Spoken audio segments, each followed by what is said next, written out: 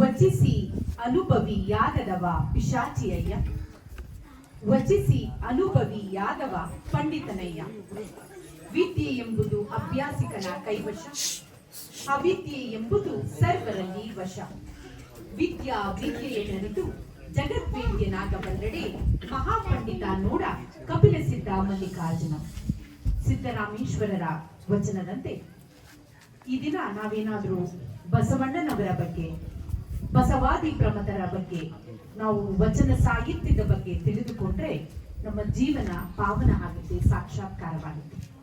ಅವ್ರ ಬಗ್ಗೆ ತಿಳಿಯೋದಕ್ಕೆ ನಮಗೆ ಮುಖ್ಯ ಕಾರಣೀಭೂತರಾದಂತಹ ಡಾಕ್ಟರ್ ಪಗು ಅಳಕಟ್ಟಿರವರ ಬಗ್ಗೆ ಉದ್ಘಾಟನಾ ನುಡಿಯಲ್ಲಿ ನಮ್ಮ ವಿರೂಪಾಕ್ಷ ಸರ್ ಅವರು ಬಹಳಷ್ಟು ವಿಷಯಗಳನ್ನ ನಮಗೆ ತಿಳಿಸ್ಕೊಟ್ಟಿದ್ದಾರೆ.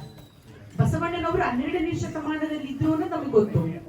ಮತ್ತೆ ನಾವು ಬಸವಣ್ಣನವರನ್ನು ಮತ್ತೆ ನಾವು ಅವರನ್ನ ನೋಡ್ಬೇಕು ಅಂತಂದ್ರೆ ನಮ್ಮ ಡಾಕ್ಟರ್ ಪಗು ಅಳಕಟ್ಟಿರವರೇ ಮುಖ್ಯ ಕಾರಣರಾಗ್ತಾರೆ. ಯಾಕಂದ್ರೆ ಬಸವಾದಿ ಪ್ರಮಥರ ಒಂದು ನಾಯಕತ್ವದಲ್ಲಿ ಅನೇಕ ಶರಣರು ಬೆಳಕಿಗೆ ಬಂದರು. ಅದರಲ್ಲಿ ಶರಣೆಯರು ಕೂಡ ಇವತ್ತು ನಾವೆಲ್ಲರೂ ಕೂಡ ಇವತ್ತು ಒಂದು ಧಾರ್ಮಿಕ ಕಾರ್ಯಕ್ರಮದಲ್ಲಿ ಹೆಣ್ಣು ಮಕ್ಕಳು, ಸ್ತ್ರೀಯರು ನಾವೆಲ್ಲ ಬಂದು ಕೂತ್ಕೊಂಡು ಈ ಕಾರ್ಯಕ್ರಮವನ್ನ ವೀಕ್ಷಣೆ ಮಾಡ್ತಿದೀವಿ ಅಂದ್ರೆ ಅದಕ್ಕೆ ಮುಖ್ಯ ಕಾರಣಕರ್ತರು ಯಾರು ಅಂದ್ರೆ ನಮ್ಮ ವಿಶ್ವಗುರು ಬಸವಣ್ಣನವರು. ಇವತ್ತು ನಾವೆಲ್ಲರೂ ಏನಾಗಿದ್ದೀವಿ, ಸ್ವತಂತ್ರರಾಗಿದ್ದೀವಿ. ಹೆಣ್ಣು ಮಕ್ಕಳು ಯಾವುದೇ ಧಾರ್ಮಿಕ ಕಾರ್ಯಕ್ರಮಕ್ಕೆ ಬೇಕಾದ್ರೂ ಹೋಗ್ಬೋದು. ನಮಗೆ ಸ್ವತಂತ್ರ ಸಿಕ್ಕಿರೋದು ಅವರಿಂದ. ಅದರಿಂದ ನಾವು ಯಾವಾಗ್ಲೂ ವಿಶ್ವಗುರು ಬಸವಣ್ಣನವರನ್ನ ನೆನೆಯಬೇಕು. ನಮ್ಮ ಮನೆಯಲ್ಲಿ ವಚನ ಪುಸ್ತಕ ಇರಬೇಕು. ಎಲ್ಲರ ಮನೆಯಲ್ಲೂ ಬಸವ ಸಂಪುಟವನ್ನ ತೆಗೆದುಕೊಂಡು ಬನ್ನಿ. ಏನೋ ಒಂದು 600 ರೂಪಾಯಿ ಆಗ್ಬೋದು ಅಷ್ಟೇ. ಆ ಒಂದು ಬಸವ ಸಂಪುಟದಲ್ಲಿ ಇರುವಂತಹ ಪ್ರತಿಯೊಬ್ಬ ಶರಣರ ವಚನಗಳನ್ನ ಓದ್ತಾ ಬನ್ನಿ. ಆಗ ನಿಮಗೆ ಗೊತ್ತಾಗುತ್ತೆ 12ನೇ ಶತಮಾನದಲ್ಲಿ ಇದ್ದಂತಹ ಶರಣರು ಎಷ್ಟು ಜ್ಞಾನವಂತರು ಅಂತ. ಅವರು ಯಾವುದೇ ಡಿಗ್ರಿ ಪಡೆದಿಲ್ಲ, ಬ್ಯಾಚುಲರ್ ಡಿಗ್ರಿ ಪಡೆದಿಲ್ಲ, ಮಾಸ್ಟರ್ ಡಿಗ್ರಿ ಪಡೆದಿಲ್ಲ, PhD ಮಾಡಿಲ್ಲ, ಯಾವುದೇ ಅಷ್ಟು ದೊಡ್ಡ ಶಿಕ್ಷಣವನ್ನ ಪಡೆದಿಲ್ಲ. ಆದ್ರೂ ಕೂಡ ನಮಗಿಂತ ಬಹಳ ಜ್ಞಾನವಂತರು ನಮ್ಮ 12ನೇ ಶತಮಾನದ ಶರಣೆಯರು. ಆದ್ರಿಂದ ಪ್ರತಿಯೊಬ್ಬರು ಕೂಡ ಒಂದು 600 ರೂಪಾಯಿ ಖರ್ಚು ಮಾಡಿ ಏನೂ ಆಗೋದಿಲ್ಲ. ಎಲ್ಲರೂ ಮನೆಯಲ್ಲಿ ಬಸವ ಸಂಪುಟವನ್ನ ತೆಗೆದುಕೊಂಡು ಬನ್ನಿ. ಕರ್ನಾಟಕ ಸರ್ಕಾರ ಆ ಒಂದು ಬಸವ ಸಂಪುಟದಲ್ಲಿ ವಚನಗಳನ್ನ ಕೊಟ್ಟಿದ್ದಾರೆ. ಆ ವಚನಗಳನ್ನ ನಾವೆಲ್ಲರೂ ಓದಿ ಒಳ್ಳೆಯ ಒಂದು ನೆಲೆಯನ್ನ ನಾವು ಕಟ್ಟಿಕೊಳ್ಳೋಣ ಅಂತ ನಾನು ಹೇಳ್ತಾ, ಇಲ್ಲಿಯವರೆಗೆ ವಿರೂಪಾಕ್ಷ ಸರ್ ಅವರು ಉದ್ಘಾಟನಾ ನುಡಿಯಲ್ಲಿ ಸಾಕಷ್ಟು ವಿಷಯವನ್ನ ತಿಳಿಸಿಕೊಟ್ಟಿದ್ದಾರೆ. ಅವರಿಗೆ ನಮ್ಮ ಶರಣು ವಿಶ್ವವಚನ ಫೌಂಡೇಶನ್ ವತಿಯಿಂದ ಹಾಗೂ ಜಾಗತಿಕ ಲಿಂಗಾಯತ ಮಹಾಸಭಾ ಚಾಮರಾಜನಗರ ಜಿಲ್ಲೆಯ ವತಿಯಿಂದ ನಾನು ಶರಣಾರ್ಥಿಗಳನ್ನ ಧನ್ಯವಾದಗಳನ್ನು. ಈಗ ಮುಂದಿನ ಕಾರ್ಯಕ್ರಮ ದಾಸೋಹಿಗಳ ನುಡಿ. ಶ್ರೀ ಎನ್ ಶಿವಪ್ರಸಾದ್, ಕೋಶಾಧ್ಯಕ್ಷರು, ಜಾಗತಿಕ ಲಿಂಗಾಯತ ಮಹಾಸಭಾ ಚಾಮರಾಜನಗರ ಜಿಲ್ಲಾ ಘಟಕ, ಇವರಿಂದ ದಾಸೋಹಿಗಳ ನುಡಿ.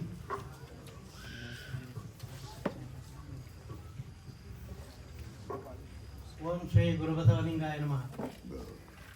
ಇದುವರೆಗೂ ನಮ್ಮ ಲಿಂಗಾಯತ ಧರ್ಮದ ಬಗ್ಗೆ ಬಹಳ ವಿಷಯಗಳನ್ನು ತಿಳ್ಕೊಂಡಿದ್ರಿ. ಈಗ ನಮ್ಮ ಲಿಂಗಾಯತ ಧರ್ಮದ ಧರ್ಮಗುರು ಯಾರು ನಮ್ಮ ಧರ್ಮಗುರು ಗೊತ್ತಾ? ಯಾರಿಗೂ ಗೊತ್ತಿಲ್ವಾ? ಈಗ ತಾನೇ ಹೇಳಿದ್ರಲ್ಲ ಬಸವಣ್ಣವ್ರ ಫೋಟೋ ಪ್ರತಿ ಮನೇಲಿ ಇಟ್ಕೋಬೇಕು ಅಂತ. 1155 ಜನವರಿ 14ನೇ ತಾರೀಕು ನಮ್ಮ ಧರ್ಮ ಬಸವಣ್ಣವರ 21ನೇ ವಯಸ್ಸಿನಲ್ಲಿ ನಮ್ಮ ಧರ್ಮ ಪ್ರಾರಂಭ ಆಯಿತು. ಹಂಗಾಗಿ ನಾವು ನಮ್ಮ ಧರ್ಮಗುರು ಯಾರು 900 ವರ್ಷ ಆಯ್ತು ಈಗ ಪ್ರಾರಂಭ ಮಾಡಿ. ಅವರು ಯಾರು? ಬಸವಣ್ಣವರು. ಅವರ 21ನೇ ವಯಸ್ಸಿನಲ್ಲಿ ಪ್ರಾರಂಭ ಮಾಡಿದ್ರು. ಹಾಗಾಗಿ ಬಸವಣ್ಣವರು ನಮ್ಮ ಧರ್ಮದ ಧರ್ಮಗುರು. ಈಗ ವಚನಗಳ ಬಗ್ಗೆ ಸಾಕಷ್ಟು ಹೇಳಿದ್ರು ವಿರೂಪಾಕ್ಷ ಅವರು. ವಚನಗಳೇನು? ನಮ್ಗೆ ವಚನಗಳು ಏನಂತ ಕರಿಬೇಕು ನಾವು?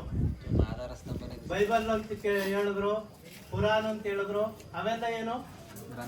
ಆಯಾ ಧರ್ಮದ ಧರ್ಮ ಗ್ರಂಥಗಳು. ನಮ್ಮ ಧರ್ಮದ ಧರ್ಮ ಗ್ರಂಥ ಯಾವುದು? ವಚನ ಸಂಪುಟ. ವಚನ ಸಂಪುಟ ಅನ್ನೋದನ್ನ ಸರ್ಕಾರದಿಂದ 15 ಸಂಪುಟಗಳನ್ನು ಮಾಡಿದ್ದಾರೆ. ಅದು 600 ರೂಪಾಯಿ ಮೊದಲು ಸಿಗ್ತಾ ಇತ್ತು. ಇಷ್ಟು ದಪ್ಪ ಬುಕ್. ಅದು ಹೊರಗಡೆ ತಗೋಬೇಕು ಅಂದ್ರೆ 800 ರೂಪಾಯಿ ಬೀಳುತ್ತೆ. ಇಲ್ಲಿ ತಗೋಬೇಕು ಅಂದ್ರೆ 2000 ರೂಪಾಯಿ ಕೊಡ್ತಾರೆ 15 ಬುಕ್ನ. ಎಷ್ಟು ಬುಕ್ಕು? ಕನ್ನಡ ಸಂಸ್ಕೃತಿ ಇಲಾಖೆ ಅಂದ್ಬಿಟ್ಟು DC ಆಫೀಸರ್ ಒಂದಿದೆ, ಅಲ್ಲಿಗೆ ಹೋದ್ರೆ ನೀವು 15 ಬುಕ್ ಅನ್ನ 2000 ಕೊಡ್ತಾರೆ. ಇವ್ರು ಹೇಳಿದ್ರು ಈಗ ಪ್ರತಿ ಮನೆಯಲ್ಲಿ ನೀವು ವಚನ ಸಂಪುಟಗಳನ್ನು ಇಟ್ಕೋಬೇಕು. ಯಾಕಪ್ಪ ಅಂದ್ರೆ ಇವತ್ತಿನ ನಮ್ಮ ಜೀವನ ಕ್ರಮ ಅಲ್ಲಿದೆ ಪುಸ್ತಕದಲ್ಲಿ, ಇವತ್ತಿನ ಖಗೋಳ ಧರ್ಮ ಅಲ್ಲಿದೆ, ಇವತ್ತಿನ ಭೂಗೋಳ ಧರ್ಮವೂ ಸಹ ಆ ವಚನಗಳಲ್ಲಿದೆ. ವಚನಗಳಲ್ಲಿ ಒಬ್ಬರು ಮನೆಗೆ ಬಂದ್ರೆ ಯಾವ ರೀತಿ ನೋಡ್ಕೋಬೇಕು ಅಂತ ಇದೆ. ಹಂಗಾಗಿ ವಚನ ನಮ್ಮ ಧರ್ಮ ಗ್ರಂಥ. ಹಂಗಾಗಿ ನೀವೆಲ್ಲರೂ ಆ ವಚನದ ಒಂದು ಪುಸ್ತಕಗಳನ್ನ ತಂದಿಟ್ಕೋಬೇಕು. ಯಾಕಪ್ಪ ಅಂದ್ರೆ ಇಲ್ಲಿ ನಿಮ್ಮ ಮಾದೇವ್ ಪ್ರಸಾದ್ ಇದಾನಲ್ಲ, ಅವನ ಕೈಲಿ ಯಾರು ಒಬ್ರು 2,000 ಕೊಟ್ರೆ 15 ಬುಕ್ ತಗೊಂಬರ್ತಾನೆ. ಎಷ್ಟು ಬೀಳುತ್ತೆ? 133 ರೂಪಾಯಿ ಒಂದು ಪುಸ್ತಕ. ಒಂದೊಂದು ಪುಸ್ತಕ ಒಬ್ಬೊಬ್ರು 15 ಜನ ಇಸ್ಕೊಳ್ಳಿ. ಈ ರೀತಿ ಒಂದೊಂದು ಪುಸ್ತಕ ಇದ್ರೆ ಸಾಕು. ಅದರಲ್ಲಿ ಇರ್ತಕ್ಕಂಥ ವಚನಗಳನ್ನ ಕಲ್ತ್ರೆ ನೀವು ಬಹಳ ಬಹಳ ತಿಳ್ಕೊಬೋದು. ಹಂಗಾಗಿ ಈಗ 1904ನೇ ಇಸ್ವಿನಲ್ಲಿ ಪ್ರಪಂಚದ 182 ರಾಷ್ಟ್ರಗಳು ಸೇರಿ ಯಾವ ಧರ್ಮಗುರುವಿಗೆ ಜಗಜ್ಯೋತಿ ಅಂತ ಕೊಡಬೇಕು ಅಂತೇಳಿ ಎಲ್ಲ ಪ್ರಪಂಚದಲ್ಲಿ ಇರ್ತಕ್ಕಂಥ 34 ಧರ್ಮಗಳ ಎಲ್ಲ ಧರ್ಮ ಗ್ರಂಥಗಳನ್ನು ತರಿಸಿ ಸುಮಾರು ವರ್ಷಗಳ ಕಾಲ ಸ್ಟಡಿ ಮಾಡಿ ಒಂದು ವಚನವನ್ನ ಎಲ್ಲರೂ ಇಡೀ ಪ್ರಪಂಚದಲ್ಲಿರ್ತಕ್ಕಂಥ ಎಲ್ಲ ದೇಶಗಳು ಅನುಸರಿಸಿದ್ರೆ, ಅದೇ ರೀತಿ ನಡ್ಕೊಂಡು ಹೋದ್ರೆ ಪ್ರಪಂಚದಲ್ಲಿ ಶಾಂತಿ ಇರುತ್ತೆ, ಯುದ್ಧ ಎಲ್ಲೂ ಇರಲ್ಲ, ಪ್ರಪಂಚದಲ್ಲಿ ಜನಜೀವನ ಸುಗಮವಾಗಿ ನಡೆಯುತ್ತೆ, ಭಿಕ್ಷುಕರೇ ಇರಲ್ಲ. ಇದನ್ನೆಲ್ಲ ಸ್ಟಡಿ ಮಾಡಿ ಬಸವಣ್ಣವ್ರಿಗೆ 1904ನೇ ಇಸ್ವಿನಲ್ಲಿ 182 ರಾಷ್ಟ್ರಗಳು ಸೇರಿ ಜಗಜ್ಯೋತಿ ಬಸವೇಶ್ವರ ಅಂತ ಕೊಟ್ಟರು ಟೈಟಲ್. ಇದನ್ನೆಲ್ಲ ತಿಳ್ಕೋಬೇಕು ನಾವು. ಹಂಗಾಗಿ ಇವತ್ತು ನಾವು ಜಾಗತಿಕ ಲಿಂಗಾಯತ ಮಹಾಸಭೆ ಅಂತೇಳಿ ಪ್ರಾರಂಭ ಮಾಡಿ 6 ವರ್ಷ ಆಯ್ತು. ಈಗ 6 ವರ್ಷದಿಂದ ಇದ್ದದ್ದು ವೀರಶೈವ ಮಹಾಸಭೆ, ನಿಮ್ಗೆಲ್ಲರಿಗೂ ಗೊತ್ತಿರ್ಬೇಕಲ್ವಾ. ಆದ್ರೆ 6 ವರ್ಷದ ಹಿಂದೆ ಪ್ರಾರಂಭ ಆದದ್ದು ಜಾಗತಿಕ ಲಿಂಗಾಯತ ಮಹಾಸಭೆ. ಯಾಕಪ್ಪ ಪ್ರಾರಂಭ ಆಯ್ತಿದ್ದು? ನಾವೆಲ್ಲ ವೀರಶೈವರು ಅಂತ ಲಿಂಗ ಕಟ್ಕೊಂಡಿದೀವಲ್ವಾ, ಆದ್ರೆ ನಾವು ಯಾರು ವೀರಶೈವರಲ್ಲ. ಅದನ್ನ ಅಚ್ಚುಕಟ್ಟಾಗಿ ತಿಳ್ಕೋಬೇಕು ನೀವು. ನಾವ್ಯಾರು ವೀರಶೈವರಲ್ಲ. ಹಂಗಾಗಿ ವೀರಶೈವರು ಯಾರಪ್ಪ ಹಂಗಾದ್ರೆ ಅಂದ್ರೆ ಪಂಚಪೀಠಗಳು ಅಂತಿದೆ. ನಮ್ಮ ಇಂಡಿಯಾದಲ್ಲಿ 5 ಪೀಠಗಳಿವೆ. ಗೊತ್ತಾ? ಯಾವ್ಯಾವ್ದು ಪೀಠಗಳು ಅಂತ ಯಾರಿಗಾದ್ರು ಗೊತ್ತಾ? ಶೃಂಗೇರಿ ಪೀಠ. ನಮ್ಮಲ್ಲಿ ಬಾಳೆಹೊನ್ನೂರಲ್ಲಿ ಒಂದು ಪೀಠ ಇದೆ, ಕಾಶಿನಲ್ಲಿ ಒಂದು ಪೀಠ ಇದೆ, ಕೇದಾರದಲ್ಲಿ ಒಂದು ಪೀಠ ಇದೆ, ಮತ್ತೆ ಶ್ರೀಶೈಲದಲ್ಲಿ ಒಂದು ಪೀಠ ಇದೆ, ಉಜ್ಜಯಿನಿಲಿ ಒಂದು ಪೀಠ ಇದೆ. ಇವು 5 ಪೀಠಗಳು. ಈ ಪೀಠಗಳ ಭಕ್ತರು ಯಾರಿದ್ದಾರೆ ಅವರು ವೀರಶೈವರು. ಅವರು ಸನಾತನ ಧರ್ಮದ ಏನಿದೆ ಕಾರ್ಯಕ್ರಮ, ಆ ಕಾರ್ಯಕ್ರಮಗಳನ್ನ ತಪ್ಪದೆ ಉಪಯೋಗಿಸ್ತಾರೆ. ಆದ್ರೆ ಬಸವಣ್ಣವರು ಸನಾತನ ಧರ್ಮವನ್ನು ಧಿಕ್ಕರಿಸಿ ಅದರಲ್ಲಿರ್ತಕ್ಕಂಥ ಒಂದು ಕಾರ್ಯಕ್ರಮಗಳನ್ನು ಬಿಟ್ಟು ಅವರದೇ ಆದಂತಹ ಬಹಳ ಸರಳವಾಗಿರ್ತಕ್ಕಂಥ ಕಾರ್ಯಕ್ರಮಗಳನ್ನು ಕೊಟ್ಟರು. ನಾವು ಬಸವಣ್ಣವ್ರ ಪೀಠದವರು. ಯಾವ್ದಾದ್ರು ಬಸವಣ್ಣವ್ರ ಪೀಠ ಯಾವ್ದು ಸ್ಥಾಪನೆ ಮಾಡಿದ್ರು ಗೊತ್ತಾ? 12ನೇ ಶತಮಾನದಲ್ಲಿ ಶೂನ್ಯ ಪೀಠ. ಯಾವ್ದು ಹೇಳಿ? ನಮ್ಮ ಲಿಂಗಾಯತದ್ದು ಶೂನ್ಯ ಪೀಠ. ಅದನ್ನ ನಿರಂಜನ ಪೀಠ ಅಂತ ಕರೀತಾರೆ. ಹಂಗಾಗಿ ಇವತ್ತು ನಿಮ್ಮ ಎಲ್ಲಾರ ಮನೆಗಳಿಗೆ ಒಂದೊಂದು ವಚನ ಪುಸ್ತಕಗಳು ಬಂದಿದೆ ಅಲ್ವಾ? ಅದರಲ್ಲಿ ಲಿಂಗವನ್ನು ಪೂಜೆ ಮಾಡುವಾಗ ಯಾವ ವಚನ ಹೇಳಬೇಕು, ಲಿಂಗೆಯನ್ನ ಧ್ಯಾನ ಮಾಡುವಾಗ ಯಾವ ವಚನ ಹೇಳಬೇಕು, ಲಿಂಗಕ್ಕೆ ಬಿಲ್ಪತ್ರೆ ಮುಟ್ಟಿಸುವಾಗ ಯಾವ ವಚನ ಹೇಳಬೇಕು, ಎಲ್ಲವೂ ಸಹ ಅಲ್ಲಿದೆ. ಅವೆಲ್ಲವೂ ಬಸವಣ್ಣವ್ರ ಕಾಲದಲ್ಲಿ ಆದಂತ ವಚನಗಳು. ಹಂಗಾಗಿ ಈಗ ಇವ್ರು ಹೇಳಿದ್ರ ಒಂದು ವಚನ, ಹಾಲಲ್ಲದ್ದು ನೀರಲ್ಲದ್ದು. ಏನಾದ್ರ ಅರ್ಥ? ಯಾರಾದ್ರೂ ಒಬ್ರು ಹೇಳ್ತೀರಾ? ಹಾಲಲ್ಲಿ ಅದ್ದು, ನೀರಲ್ಲದ್ದು. ಹೌದಾ? ಸರಿನಾ? ಅದು ಹಾಲು ಅಲ್ಲದ್ದು. ಲಿಂಗಾಯತ ಧರ್ಮ ಯಾವುದು? ಹಾಲು ಅಲ್ಲದ್ದು, ನೀರು ಅಲ್ಲದ್ದು. ನಮ್ಮ ಧರ್ಮ ನೀರು ಅಲ್ಲ, ಹಾಲು ಅಲ್ಲ. ನಾವೇ ನಮ್ಮ ಧರ್ಮ. ನಮ್ಮ ದೇವರು ನಮ್ಮ ಹೃದಯದಲ್ಲಿದ್ದಾನೆ. ನಮ್ಮ ಎಡಭಾಗದ ಒಂದು ಹೃದಯದಲ್ಲಿ ನಮ್ಮ ಚೈತನ್ಯ ಇದೆ. ಆ ಚೈತನ್ಯವನ್ನೇ ಬಸವಣ್ಣವರು ನಾವು ದೇವರು ಅಂತಂದ್ರು. ಅದಕ್ಕೋಸ್ಕರನೇ ಅವರು ಅನ್ನಮ್ಮ ಪ್ರಭು ಹೇಳ್ತಾರೆ, ನೀ ದೇವನಲ್ಲದೆ ನಾ ದೇವನೇ, ನಾ ದೇವ. ಹಸದವ್ರಿಗೆ ಒಂದು ಹೊತ್ತು ಅನ್ನ ಕೊಡ್ತೀನಿ, ನೀರಿಲ್ಲ ಅಂತ ಬಂದವರು ನೀರು ಕೊಡ್ತೀನಿ ನಾನು. ದೇವ, ನೀ ನೀರು ಕೊಡ್ತೀಯ, ಕಲ್ಲು ನೀನು. ಈ ದೇವನಲ್ಲ ನಾ ದೇವ ಅಂತ ಹೇಳ್ತಾರ ಅಲ್ಲಮ ಪ್ರಭು. ಶೂನ್ಯ ಪೀಠದ ಮೊದಲನೇ ಅಧ್ಯಕ್ಷರು ಅಲ್ಲಮ ಪ್ರಭು. ಹಂಗಾಗಿ ನಾವು ಇವತ್ತು ಅಷ್ಟೊಂದು ಬೇಸಿಕ್ ಇರೋದ್ರಿಂದನೇ ನಾವೇನ್ ಮಾಡ್ತಾ ಇದ್ವಿ, ನಮ್ಮಲ್ಲಿ ಬಡವರು ಜಾಸ್ತಿ ಇದ್ದಾರೆ ಲಿಂಗಾಯತದಲ್ಲಿ. ನಮ್ಗೆ ಏನ್ ಮಾಡ್ಬೇಕು, ಕೇಂದ್ರ ಸರ್ಕಾರದಿಂದ ಸಾಂವಿಧಾನಿಕ ಮಾನ್ಯತೆ ಬೇಕು ಲಿಂಗಾಯತಕ್ಕೆ. ಈಗಾಗಲೇ ಭಾರತದಲ್ಲಿ 6 ಧರ್ಮಗಳಿಗೆ ಸಾಂವಿಧಾನಿಕ ಮಾನ್ಯತೆಯನ್ನು ಕೊಟ್ಟಿದ್ದಾರೆ. ಕ್ರಿಶ್ಚಿಯನ್ನು, ಮುಸ್ಲಿಮ್ಸು, ಬೌದ್ಧ, ಜೈನ. ಜೈನ ಧರ್ಮದವರು 2005ರಲ್ಲಿ ಸುಪ್ರೀಂ ಕೋರ್ಟ್ಗೆ ನಮಗೆ ಅಲ್ಪಸಂಖ್ಯಾತ ಬೇಕು, ನಮ್ಮ ಧರ್ಮಕ್ಕೆ ಧರ್ಮ ಗುರು ಇದ್ದಾರೆ, ನಮ್ಮ ಧರ್ಮಕ್ಕೆ ಧರ್ಮ ಗ್ರಂಥ ಇದೆ, ನಮ್ಮ ಧರ್ಮಕ್ಕೆ ನಮ್ಮದೇ ಆದಂತಹ ಧಾರ್ಮಿಕ ನಡೆನುಡಿಗಳಿದಾವೆ, ನಮಗೆ ಅಲ್ಪಸಂಖ್ಯಾತ ಕೊಡಿ ಅಂತ ಅವರು ಅಪ್ಲಿಕೇಶನ್ ಕೊಟ್ಟರು. ಸುಪ್ರೀಂ ಕೋರ್ಟ್ ಹೋದ್ರು. ಅವ್ರಿಗೆ 2014ನೇ ಇಸ್ವಿಲಿ ಅಲ್ಪಸಂಖ್ಯಾತ ಸಿಕ್ತು.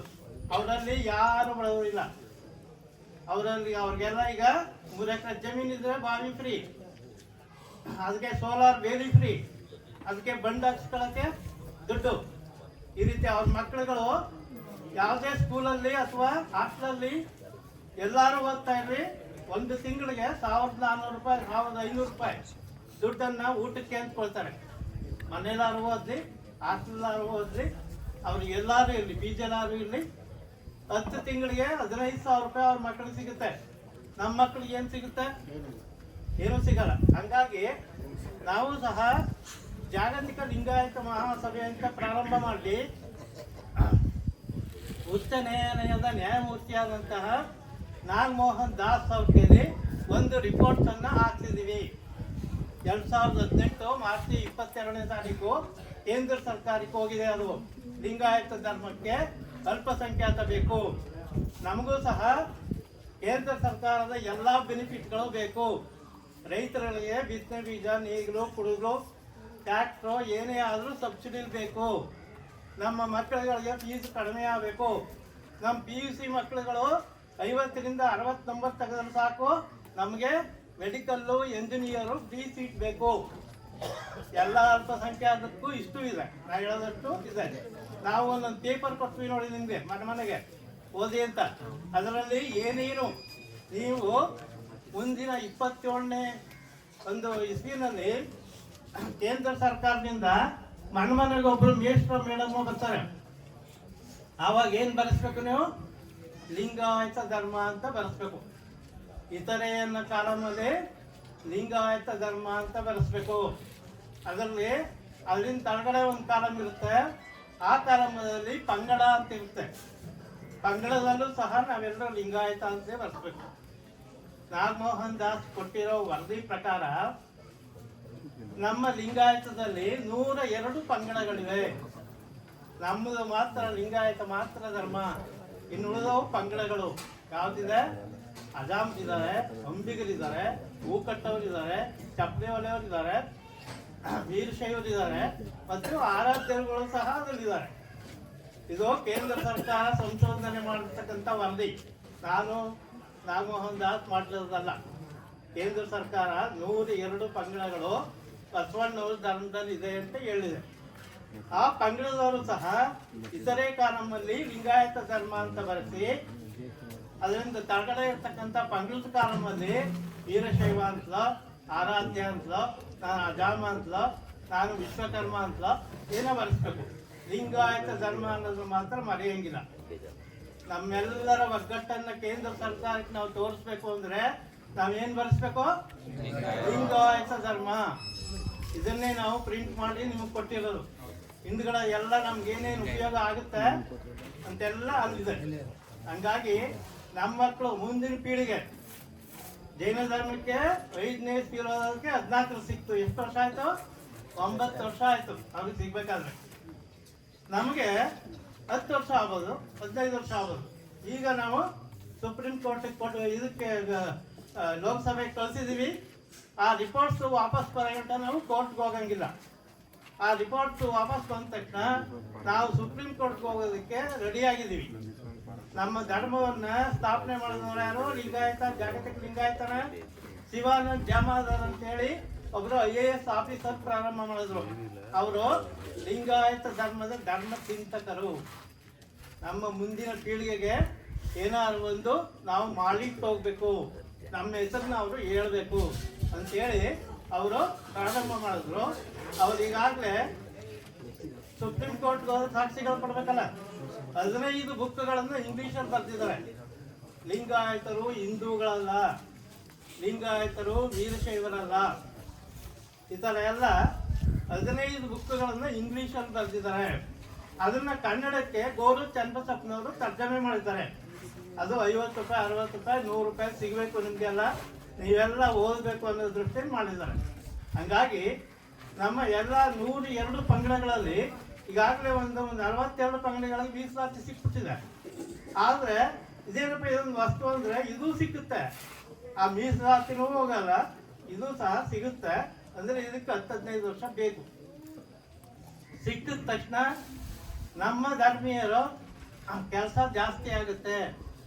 ಹೇಗಪ್ಪ ಅಂದರೆ ಅಲ್ಪಸಂಖ್ಯಾತ ಸಿಕ್ಕಿರ್ತಕ್ಕಂಥ ಧರ್ಮದ ಜನಾಂಗ ಏನಾದರೂ ಒಂದು ಸಂಸ್ಥೆಯನ್ನು ನಡೆಸಿದ್ರೆ ಅಲ್ಲಿ ಒಂದು 100 ಜನ ಎಂಪ್ಲಾಯಿಗಳು ಬೇಕು ಅಂದರೆ 50 ಜನ ಅಲ್ಪಸಂಖ್ಯಾತರನ್ನೇ ತಗೋಬೋದು ಅವ್ರ ಧರ್ಮದವ್ರನ್ನ. ಹಂಗಾಗಿ ನಮಗೆ ಅಲ್ಪಸಂಖ್ಯಾತ ಸಿಕ್ಬಿಟ್ರೆ ದೇಶದಲ್ಲಿ ಎಷ್ಟು ಸಂಸ್ಥೆಗಳಿವೆ? ಒಂದು 500 ಸಂಸ್ಥೆಗಳಿವೆ ಅಲ್ವಾ? ಒಂದೊಂದರಲ್ಲಿ 100 ಎಷ್ಟು ಜನ ಇದ್ದಾರೆ. ಈಗ ಏನು ಮಾಡಿದ್ದಾರೆ, ಲಿಂಗಾಯತರನ್ನ 3 ಜನ ತಗೊಳ್ಳಿ 100ಕ್ಕೆ, ಇನ್ನುಳಿದವ್ರನ್ನ SC ST ತಗೊಳ್ಳಿ ಅಂತ ಸರ್ಕಾರ ಅವ್ರಿಗೆ ಆದೇಶ ಹೊರಡಿಸಿದೆ. ನಮಗೆ ಅಲ್ಪಸಂಖ್ಯಾತ ಸಿಕ್ಬಿಟ್ರೆ ನಮ್ಮ ಜನಗಳಿಗೆ 50 ಸೀಟ್ಗಳನ್ನು ಕತ್ಕೋಬೋದು 100ರಲ್ಲಿ. 500 ಸಂಸ್ಥೆಯಲ್ಲಿ ಎಷ್ಟು ಕೆಲಸ ಸಿಗ್ತದೆ ನಮಗೆ? ಆಗ ನಮ್ಮ ಮಕ್ಕಳುಗಳಿಗೆ ಹೆಣ್ಣು ಸಿಗುತ್ತೆ, ಯಾರು ಎಲ್ಲೂ ಕುಡಿತಾ ಕುತ್ಕೊಳ್ಳಲ್ಲ, ಹೆಣ್ಣು ಗಂಡು ಎಲ್ಲವೂ ಸಿಗುತ್ತೆ. ರೈತರಿಗೂ ಕೊಡ್ತಾರೆ, ಅವ್ರಿಗೂ ಕೊಡ್ತಾರೆ. ರೈತರಾದವ್ರಿಗೆ ನಾನು ಒಂದು ಆಟೋ ತಗೊಂಡು ಓಡಿಸ್ತೀನಿ ಅಂತಂದ್ರೆ ಅಲ್ಪಸಂಖ್ಯಾತರಿಗೆ 1% ಅಲ್ಲಿ ದುಡ್ಡು ಸಿಗುತ್ತೆ ಸರ್ಕಾರದಿಂದ. ಆಗ ಅವನಿಗೆ ಹೆಣ್ಣು ಸಿಗಲ್ವ? ಇಲ್ಲಿ ಯಾರು ಕುಡಿದು ಕೂತ್ಕೊಳ್ಳಲ್ಲ, ಈಗ ಕುಡಿದು ಕೂತ್ಕೊತಾರೆ ನಮ್ಮವ್ರುಗಳು, ಅದು ಜಾಸ್ತಿ ಮಾಡ್ಕೊಳ್ತಾರೆ. ಅವೆಲ್ಲ ಬಿಟ್ಬಿಡ್ತಾರೆ. ಕೆಲಸ ಸಿಕ್ತು ಅಂದರೆ ಅದೇ ಕುಡಿದು ಕೂತ್ಕೊಳ್ಳೋದು. ಹಂಗಾಗಿ ನಮ್ಮ ಧರ್ಮ ನಾವು ಇದನ್ನ ಹೆಂಗಸರುಗಳ ಮನದಟ್ಟಾಗಿ ಕೇಳ್ಕೋಬೇಕು. ಯಾಕಪ್ಪ ಅಂದರೆ ಅವ್ರ ಮೇಷ್ಟ್ರ ಮೇಡಮ್ಮ ಬಂದಾಗ ನಾವುಗಳು ಯಾರು ಇರಲ್ಲ, ನಾವು ಡ್ಯೂಟಿಗೆ ಹೋಗಿರ್ತೀವಿ, ಜಮೀನ್ಗೆ ಹೋಗಿರ್ತಾರೆ, ತೋಟಕ್ಕೆ ಹೋಗಿರ್ತಾರೆ ಗಂಡಸರು, ಹೆಂಗಸರು ಅಡುಗೆ ಮಾಡ್ತಾ ಇರ್ತೀರಿ. ಆಗ ನೀವೇನು ಬರೆಸ್ಬೇಕು? ಲಿಂಗಾಯತ ಧರ್ಮ. ಎರಡೂ ಕಡೆ ಲಿಂಗಾಯತ ಧರ್ಮ. ಪಂಗಡದವರು ಇತರೆ ಕಾಲಂಲಿ ಲಿಂಗಾಯತ ಧರ್ಮ, ಪಂಗಡದ ಕಾಲಂಲಿ ಅವ್ರವ್ರ ಪಂಗಡ ಬರೆಸ್ಕೊಂಡಾಗ ನಮ್ಮ ಒಗ್ಗಟ್ಟು ಸಿಗುತ್ತೆ. ನಾವು ಎಷ್ಟು ಜನ ಇದೀವಿ ಅನ್ನೋದು ಗೊತ್ತಾಗುತ್ತೆ. ಎಲ್ಲಿ? ಇಂಡಿಯಾದಲ್ಲಿ ನಾವು 3.5 3.25 ಕೋಟಿ ಇದ್ದೀವಿ. ನಮ್ಮ ಜನಸಂಖ್ಯೆ ಎಷ್ಟು? 100 ಕೋಟಿ 145 ಕೋಟಿ ಇಂಡಿಯಾದಲ್ಲಿ ಇರೋದು. ನಾವಿರೋದು ಎಷ್ಟು? 3.5 4 ಕೋಟಿ ಒಳಗಡೆ ಇದ್ದೀವಿ. ಆಗ ನಾವು ಅಲ್ಪಸಂಖ್ಯಾತರು ತಾನೆ.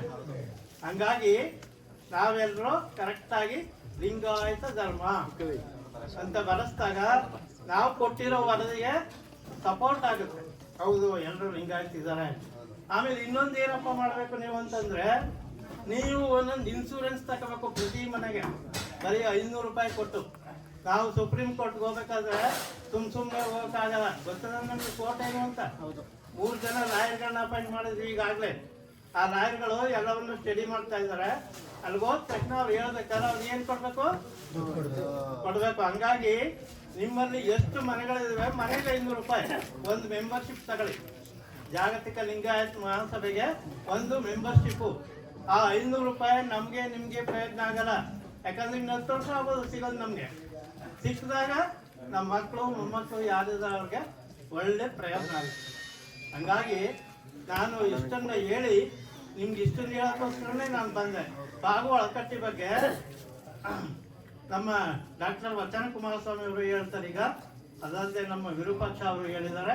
ಹಂಗಾಗಿ ನನ್ನ ಒಂದೆರಡು ಮಾತುಗಳನ್ನ ಇದುವರೆಗೆ ನಾವು ಇಲ್ಲಿ ಎಲ್ಲರೂ ಮಾತಾಡೋ ಮಾತುಗಳು ವಚನ ಅಂದ್ರೇನು?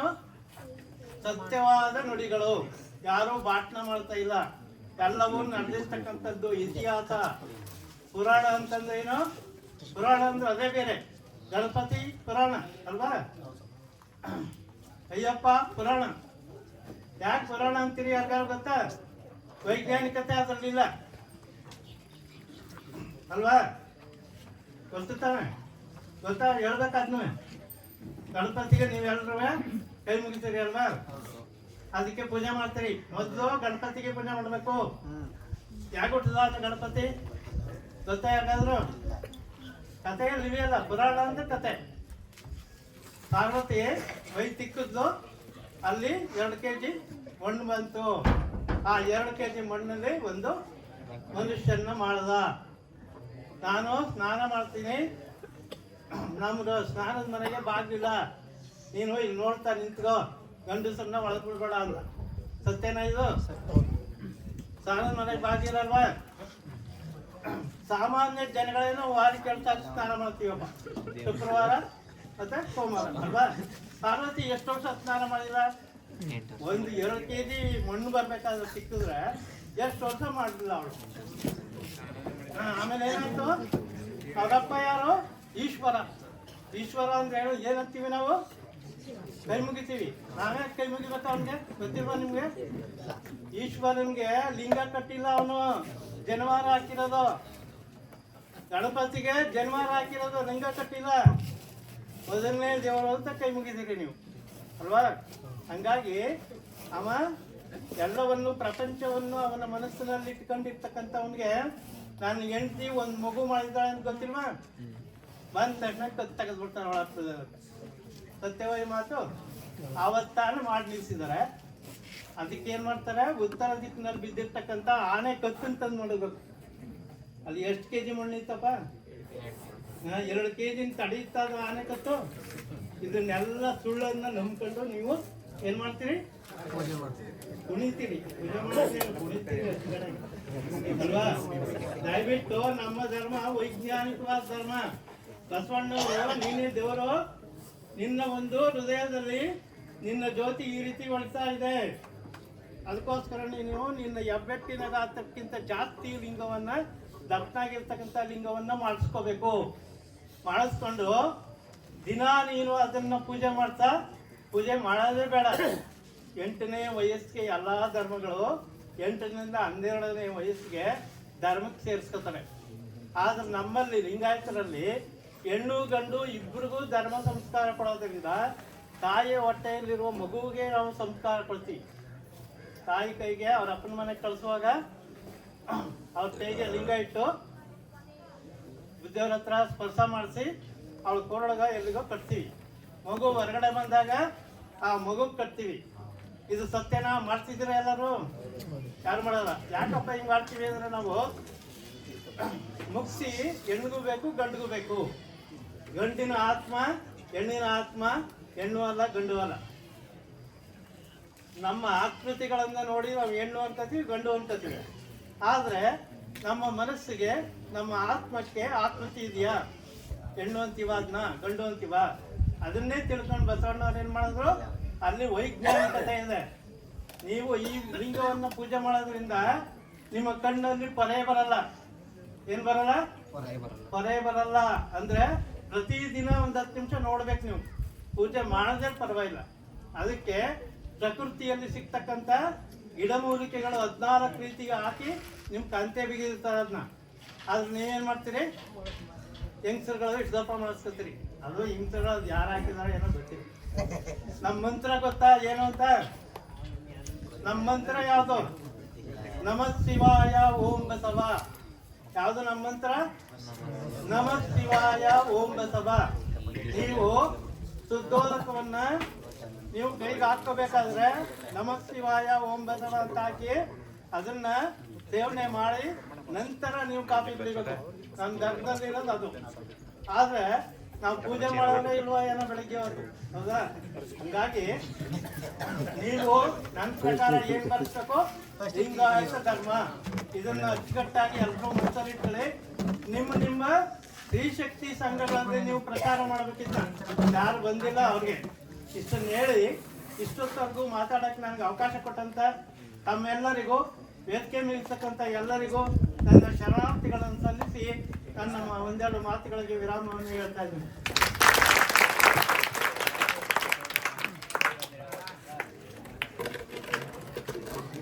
ಇಲ್ಲಿಯವರೆಗೆ ತಮ್ಮ